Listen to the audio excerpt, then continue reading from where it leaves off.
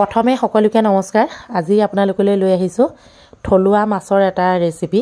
প্ৰথমৰ পৰা শেষলৈকে চাব, যদিহে ভাল পায় লাইক কমেণ্ট এটা কৰিব। নতুনকৈ চোৱাসকলে চেনেলটি ছাবস্ক্ৰাইব কৰি থ'ব বুলি আশা ৰাখিছোঁ। লগতে যদি ফেচবুকত চাই আছে আৰু ফেচবুকটি ফ'ল' কৰি থ'ব।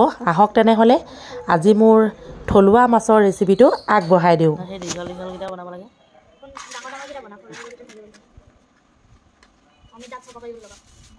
অঁ অঁ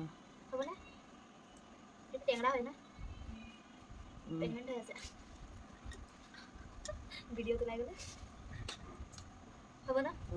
হৈ যাব। এইটো থৈ দি ফুৰিব মালটো ক'ত গ'ল? মাছখিনি সুন্দৰকৈ চফা কৰা হৈ গ'ল।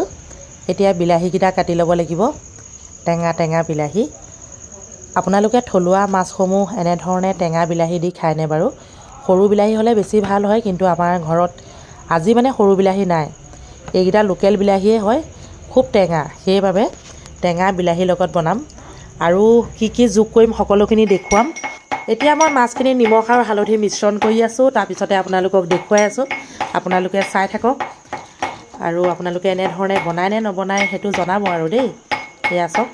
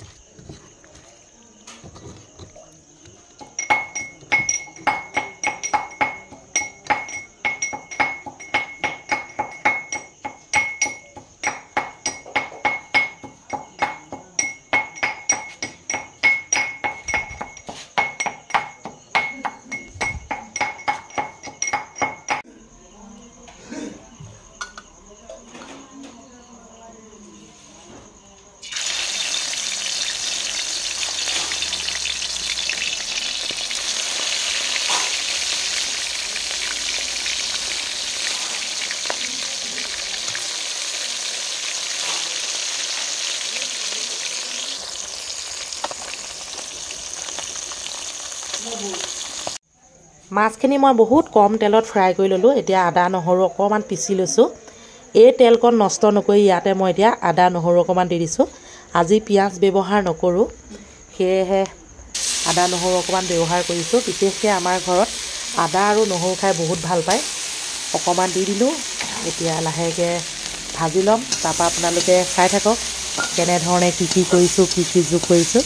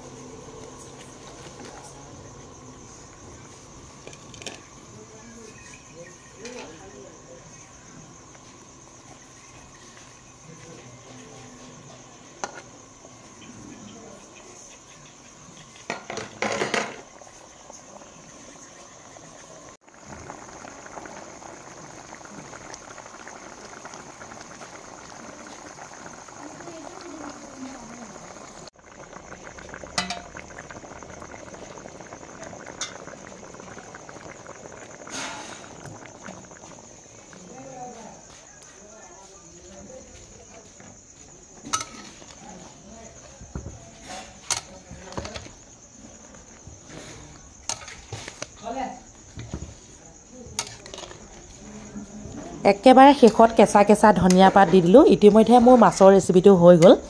যদিহে আপোনালোকে থলুৱা মাছৰ ৰেচিপিটো চাই ভাল পালে লাইক কমেণ্ট কৰিব। নতুনকৈ চোৱাসকলে আকৌ এবাৰ কৈছোঁ চেনেলটি ছাবস্ক্ৰাইব কৰি থ'ব। আজিকালি মই মাটিৰ বাচন ব্যৱহাৰ কৰিবলৈ লৈছোঁ, আপোনালোকেও কৰক, বহুতেই লাভদায়ক।